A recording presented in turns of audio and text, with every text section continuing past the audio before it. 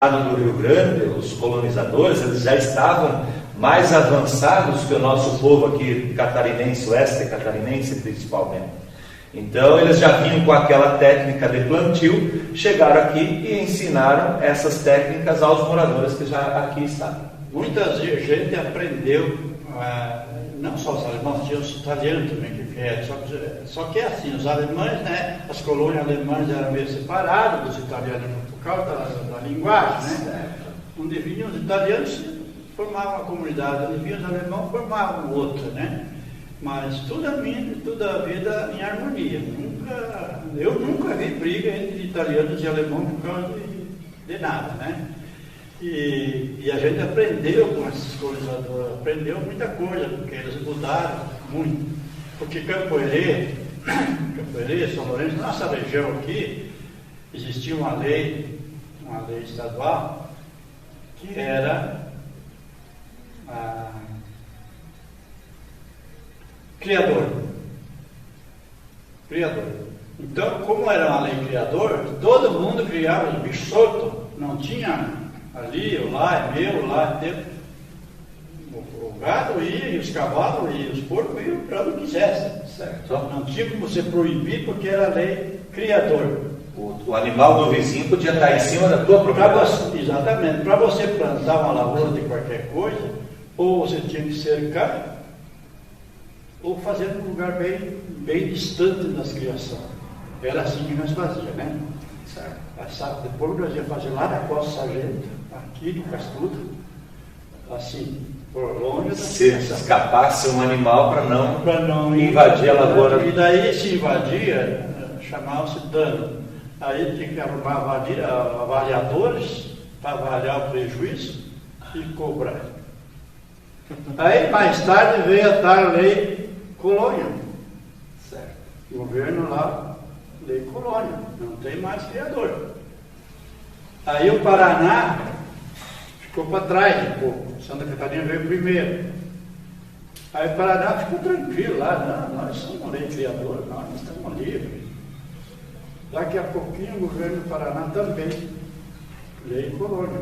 Lei colônia. Aí todo mundo na xincha, né? Tá, essa lei colônia implantou limites. Limites. Colônia. Olha a importância dessa conversa que nós estamos tendo agora, gente. Então existia uma lei, até anotei, lei criador, que era livre, que os animais podiam circular em qualquer lugar. Qualquer lugar, né? Só existia, por exemplo, então, o avaliador que olhava os danos, mas o animal era livre. Outra coisa, né, da criação, até o porco, que era um bicho assim de safra, tinha que ser marcado ou assinalado, como nós dizíamos, aquele sinal na orelha, cortado, ou a marca a gente fazia, que nem no nosso caso lá, nós tínhamos a meia-lua. É um ferro quente, você esquenta lá na anca do animal. Certo. Aquela meia-lua era a marca do Chico Brito. Ninguém podia passar a mão naquela direção, que era do Chico Brito. Se por acaso tivesse um animal que escapou da marca, o outro podia marcar para ele, porque não tinha problema. Acontecia também disso. Olha só. Então vamos só recapitulando ali um pouco. Os moradores, o senhor lembra os primeiros, então? O primeiro que comprou foi o avô do nosso vice-prefeito. Na verdade, o primeiro que comprou terra da empresa Bertazzo e Mendes, que era junto na época, era Bertazzo e Mendes, depois se dividiram. Bertazzo e Mendes formaram a empresa Saudade. Vamos pegar ali a Saudade. Aí, o primeiro que comprou a área de terra foi nós, aqui no São José. Por quê? Porque meu pai era representante dessa empresa. Aí o Mendes, lá que era meu amigo, que inclusive era parente da minha mãe, ofereceu essa terra que nós temos ali, fez boas comissões e meu pai comprou. Né? E depois, mais tarde, então chegou o tal de Tristão, não sei do que Xavier. Tristão e o irmão dele compraram aquela terrinha no fundo. Então ninguém tinha comprado, depois começou a vir os irmãos, né? Veio os guerreiros, veio os Paine, também veio, né?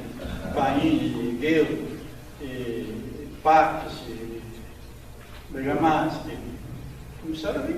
Começaram a vir. Entrar em São José, né? Certo. Os primeiros. E quando o senhor chegou, quem que existia então lá em 61? Lembra de algum nome ou não? Eu lembro de algum nome, mas não era um morador. Não era um morador. Era uma acampada. Assim, né? Certo. Eu lembro de alguns ali. Certo. Então tá vendo só que histórias magníficas, né? Então depois começaram a plantar plantios então com as técnicas aprendidas. E aí aquela produção faziam o que depois? Também vendiam, mas aí alguém vinha buscar esse produto? Aí alguém vinha recolher, né? Alguém vinha buscar, mas aí já veio mais tarde, né? Certo. Veio mais tarde, surgiu os compradores. Na verdade, nós aqui usava muito o Ristieri e Libardoni. São Lourenço. E Ores também na época. Mas o nosso comércio era Libardoni e Ristieri. Era onde a gente procurava vender, né? Claro que depois aqui surgiu o Fusinato, que morava ali onde está o Centro dos Idosos, ali tinha um comercial, uma casa de comércio bem grande ali, né? Fusinato. Ali o Fusinato, o ator Fusinato. Aí o Petro também comprava alguma coisinha, o Petro era mais venda, né? Ele não comprava muito. E daí, 3 voltas, surgiu Joaquim Martins, que era filiado do Libardoni, né? Na verdade era tudo Libardoni. E que comprava alguma coisinha, mas era uma coisinha, né?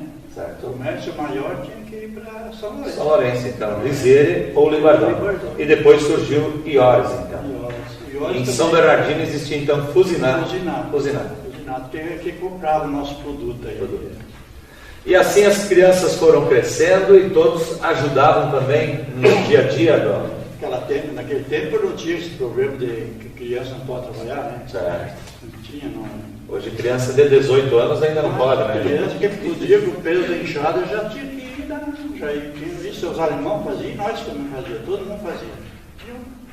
Dizia o Tó Schneider, o Tó Schneider que morava em São José, inclusive foi um dos primeiros que entraram ali, ele dizia assim, nem que eles não fazem direito o serviço. Às vezes eles carpem a planta e não carpem o isso, mas não faz mal, ele dizia. Eles vão aprendendo. Olha só. Então, veja a importância. E todos os filhos aprenderam a trabalhar, né? Dignamente. Então, ninguém tinha tempo, né? Eu tenho meu filho mais velho, que antes de ir para o colégio agrícola, ele fez o primeiro grau aqui no colégio dos Três Voltas, São Sebastião. Certo. Fazia do São José a pé, passou para Três Voltas, 3 aninhos. Aí quando ele se formou ali, daí eu arrumei no colégio agrícola e fui para lá. Mas ele vinha dos Três Voltas, ia cedo, de tarde ele estava no arado lá, e era o Piazzoca, um pequeno. Até hoje eu me arrependo o que a gente fazia com os filhos, né? Certo. Piazzoca, matando no arado, e ele gostava do arado, né? Sim. Aliás, antigamente nessa epitácio, as crianças aprendiam primeiro a trabalhar para depois a escola. Porque eu lembro na época, eu comecei a pegar no cabo do arado quando eu tinha 9 anos de idade. Mal podia ter aquele arado e eu já estava... mas eu acho assim que para a época foi muito bom ser epitácio. Eu sempre agradeço ao meu pai, a minha mãe, por ter me ensinado, né? A trabalhar, a poder conhecer todas essas coisas para poder ganhar vida. Então eu acho que, avaliando o seu epitácio, não se arrepende, porque hoje o senhor tem que se orgulhar da família que o senhor tem, tanto quanto o meu pai se orgulha, né, prefeito? Você forjou pessoas mais fortes, você forjou pessoas, né, lutadoras e batalhadoras. Vamos lá, energia elétrica chegou quando então em São José? A energia elétrica era complicada, né? Eu vou começar por Campoerê, eu lembro que Campoerê não tinha também, né? Eles tinham um conjunto lá de motor a diesel que tocava era dínamo, né? Sei lá o que era. Gerador de luz. Gerador. E só até às 10 horas. Se alguém queria ficar acordado mais das 10 horas, tinha que presenciar a vela, né? Certo. 10 horas o motor parado. E então, começou com o meu poder. Daí, mais tarde, foi. Aí, meu irmão mais velho, da família que era cartorário também, e o Urbano André, falecido, que era daqui, era um político. E eles conseguiram 22 quilômetros de rede de energia elétrica. Chamava-se, era a cooperativa Ilusque, não era CEPESC, era Ilusque. Aí eles, como eles eram políticos e o Urbano era daqui, fizeram reunião lá e viram que a linha que dava mais certo com esses 22 quilômetros de rede era São Bernardino passando por São José, de Campo Herreiro passando por São José e São Bernardino. Como eles eram políticos, o Urbano era daqui, meu irmão também tinha nós ali, né? Vamos largar. E veio a rede de energia. Veio essa rede aqui, ó. Ilusque, era uma empresa catarinense? Catarinense. Antes da Celeste, então.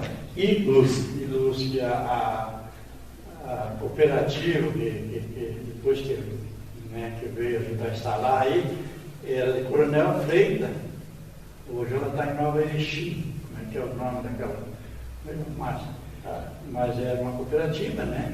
Certo. E a alegria da piazada quando acendeu as lâmpadas? Ah, Deus o livre, né? Aí que veio as manias. Então você não. O rádio era pilha. Luz era, né? Geladeira, Deus o livre. Um cara que não tinha uma geladeira era rico, bilionário, né? Quem tivesse uma geladeira. Aí já, né? Essa energia foi em que ano? 78, 80? Eu não estou lembrado, né? Mas foi 78, quer ver? Acho que foi antes de 78 ainda. Essa época, só para nós termos uma noção. Foi nessa parte. A alegria, né? Estão ligando as lâmpadas. O pessoal, clareou, né? No tempo era lamparina. Vocês trabalhavam com lamparina também ou não? Lamparina. Lamparina, o que mais tinha? Era só lamparina, ou vela farmacéutica, né? Era o que nós usávamos. Né? Em italiano, como é que é? Os charetto? Charetto. Tá, contando uma história de italiano, o senhor estava falando antes para nós que o senhor se chama Lopes, com S. Com S. Mas era Lopes com Z. Como é que é essa história? Conta para o nosso público aí. É assim, ó. Vocês que conhecem um pouco também, que estudaram, conhecem um pouco a história do Brasil, os portugueses e os espanhóis meio que queriam dominar o Brasil, né? E daí houve uma meia briga entre os portugueses e os espanhóis, né? E os portugueses acabaram expulsando os espanhóis. Certo. Vocês que estudaram devem saber isso aí, né? Mas aí ficou aqueles restos de raça, né?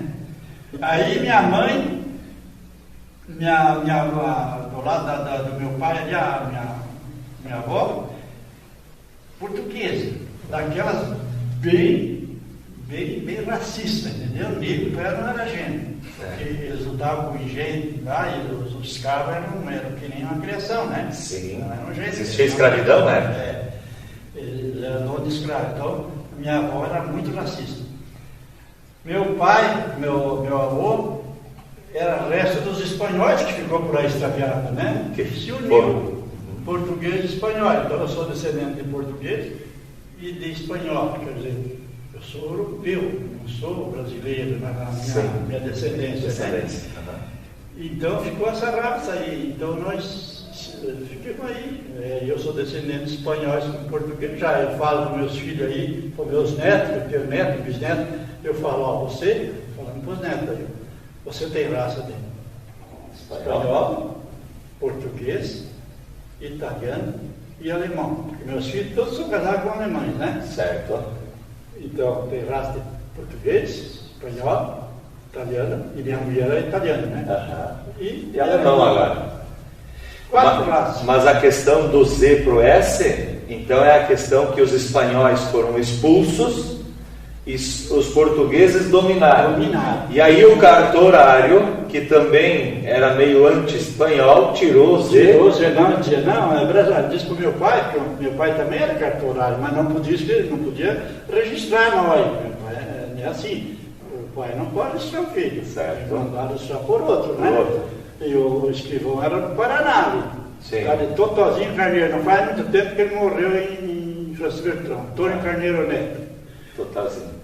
Totozinho. Muito bravo. Ainda por cima era bravo, né? Nervoso. E eles não, aqui é Brasil. Aqui não é Espanha. Nada a dizer. E mudou para essa então, o Lopes Quest. Então nós chegamos ao final desse primeiro capítulo com as histórias do seu Epitácio Lourenço Lopes. Foi fantástico, tivemos uma aula aqui hoje, né, aula inclusive de leis, né, nomes de cidades. E acompanhe, semana que vem nós teremos o próximo capítulo. Ele vai contar a história que ele foi o nosso primeiro vice-prefeito de São Bernardino e também ajudou na emancipação. Acompanhe semana que vem, terça-feira, no mesmo horário e local. 19 horas. Um abraço e até semana que vem.